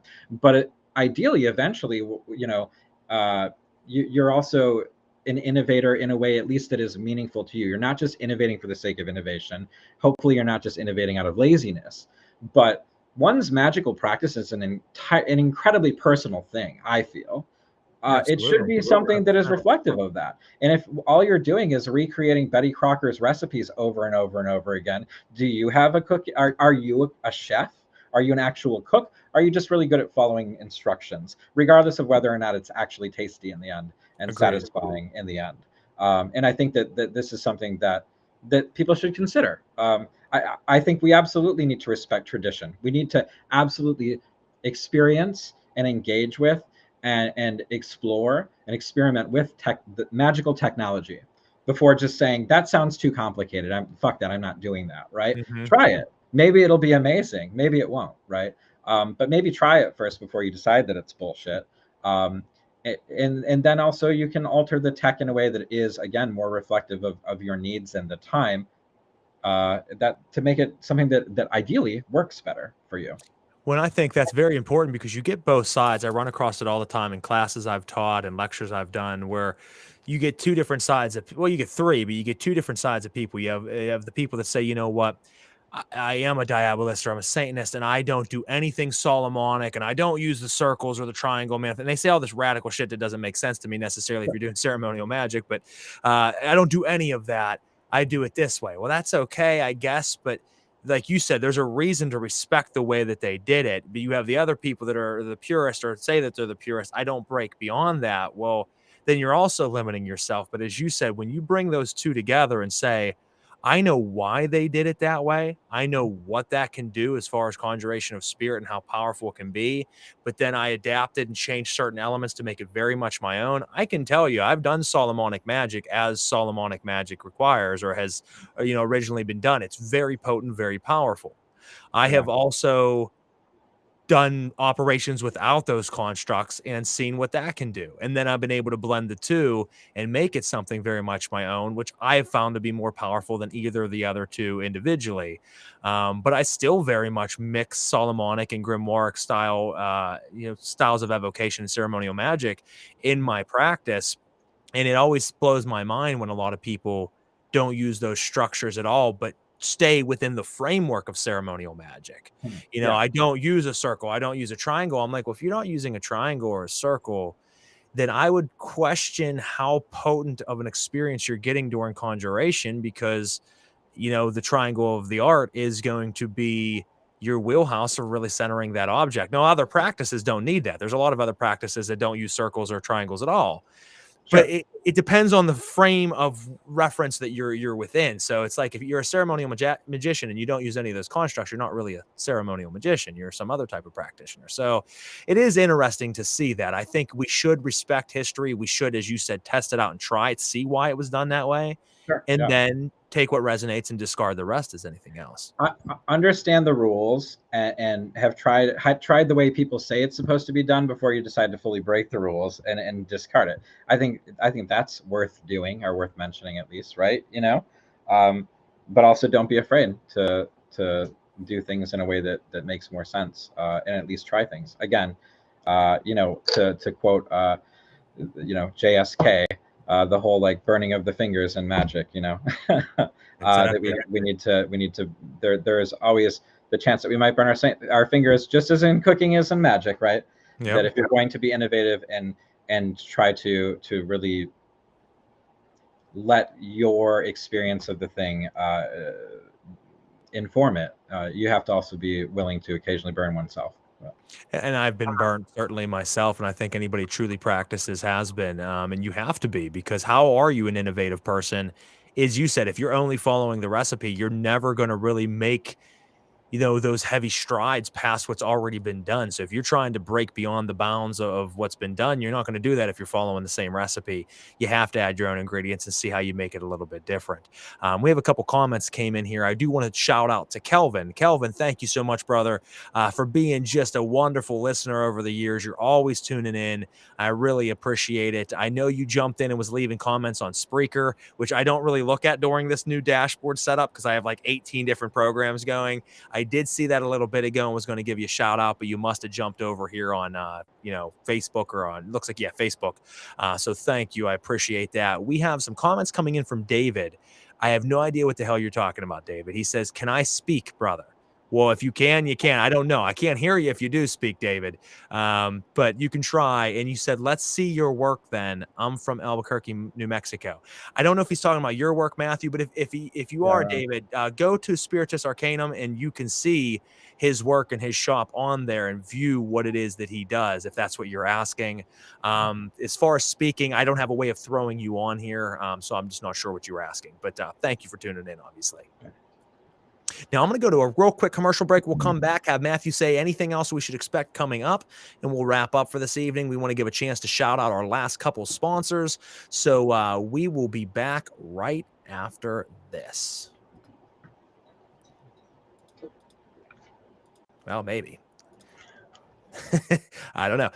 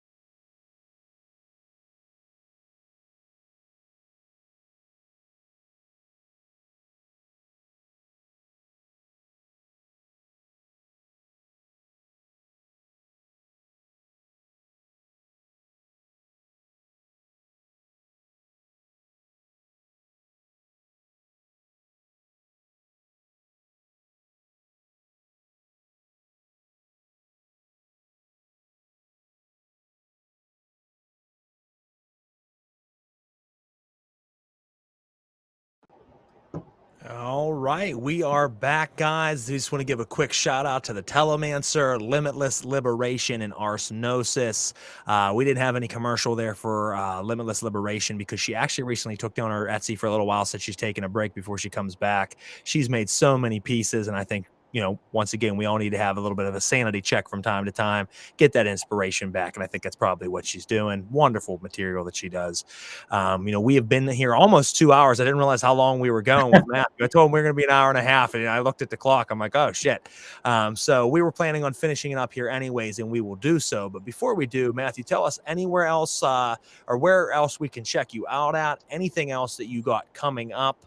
And lastly, what advice you would give to anybody right now with just what we talked about earlier, this world of AI and this world of so many books and things that's wanting to get into the occult, but they have no idea where to start. If you could go over those things with us, and then we'll wrap up. Wow. I don't, yeah, no problem. So as far as where you can find me, really, spiritusarcanum.com. Also Salem Witchcraft or salemwitchfest.com for the upcoming festival. Those are kind of the main things that I have going right now. Is those things. This is, I mean, those are good places to kind of see what's going on with me. On Instagram, just Spiritus_Arcanum. You can follow me on there. Beware of scammers. I have a verified account now because there's way too many of them. But yes, you can find me in all of those places to keep up with what's going on and what's upcoming. Advice for folks, really. It's difficult terrain, I think, and I feel like it's been so long since I was getting into all of this that I can only imagine what it's like for folks. I think really the best advice is to try to think for yourself. And also, I mean, I'm going to quote Donald Michael Craig. From years ago, I went to a thing of his, and he started the conference by writing on a board, think for yourself, question authority. And I think that that's always good advice. Ask questions. If you think everything that I've talked about tonight is bullshit, good for you. You don't have to agree with me on anything, or anyone for that matter. Think for yourself, ask questions, question authority, and also ideally surround yourself with authority that doesn't mind you asking them questions. Surround yourself with individuals that inspire you. It can hopefully point you in the direction of other things that inspire them. This is what I think is valuable. Surrounding yourself with individuals that are doing work that you think is cool, that inspire you, and with the people that again you can find the beauty in the work that they're doing, so that hopefully it stokes that inner fire within yourself to put your own work into this world and do the important work that you're meant to do. Ideally, being surrounded by also individuals who then you in turn inspire, and I think that that's for me one of the ultimate goals. No, that's great advice, and I couldn't agree more. Folks, if you're listening out there, hopefully you can take some resonance from that. And I ask that if you like the episode this evening, make sure that you go like his page and check out his website. Once again, he runs Spiritus Arcanum. You can, go to the website at spiritusarcanum.com. You can go to the Facebook page, check out what he does, pick up some items, take some classes. If you're local, stop at the festivals he's a part of. Support this man and what he's doing, as he does great work, and he is helping the community of witchcraft and everything that we love. So please support him in return. Also, if you like the show, feel free to share the show around. We always appreciate that. Give a like, share, follow, and subscribe. Tell your friends and family about it. Continue to build those numbers up so that it gets to the right people. If you have any suggestions of what you would like to see us do that we're not doing, what you want to see us do differently, anybody you'd like to see us have on next season, as we already have a hell of a lineup for season 4, anything of the following, you can message me on my personal Facebook at Freighter Crow, at the Celestial Oddities Radio or Knights of the Nephilim Radio Facebook, Darkness and Divination Instagram, or email me at celestialoddities@gmail.com. Again, that is celestialoddities@gmail.com. Do want to thank each and every one of you for tuning in this evening, for leaving your comments, and for all of your love and support. And obviously, Matthew, thank you so much for coming on this evening. Let us find out a little bit more about you, pick your brain a little bit, and just have a really good and fun conversation. Thank you so much. Yeah, this was a lot of fun. All right, guys. Well, we will see you. Let me take a look real quick. Our next one is one that I'm pretty excited. I'm always excited. I say that every time. I'm pretty excited about it. I'm excited about all my guests because I love all these guys and I love bringing them on, and I follow their work, or else I wouldn't have them on. But in 2 weeks, we have a episode with someone who I've followed for a very long time. I've read probably 8 or 9 of his books, and that is Lon Milo Duquette. And it's going to be a very interesting conversation that we're having. And I'm trying to pull up my calendar right now. That is on the 29th. So from 8:30 to 10 or whatever time we end, because, you know, that doesn't always work out. We will have Lon Milo Duquette coming on, and we'll be talking about his new book, An Accidental Christ, which he gives a very unique story of the telling of Jesus and how it could be very, very different than we're told. And it's hilarious, it's fun and powerful, as he does with his work often. And we'll be talking about a lot of other great topics and ideas as well. And that's on the 29th. Next week, we were supposed to be kicking off season 4 of Paranormal Guys. Unfortunately, my business partner has an out-of-town meeting he had to go to. So instead, I'll be with Alistair Nocht on his channel of the Magnum Opus Satanic Coven, and he'll be interviewing me for his radio show, which will be on his Patreon, I believe. So check that out whenever that goes up and support him and what he's doing, and catch us here on Knights of the Nephilim on the 29th with Lon Milo Duquette. Other than that, thank you guys so much. And Matthew, once again, thank you, brother. Thank you. Take care, everyone. We'll catch you next time on Knights of the Nephilim.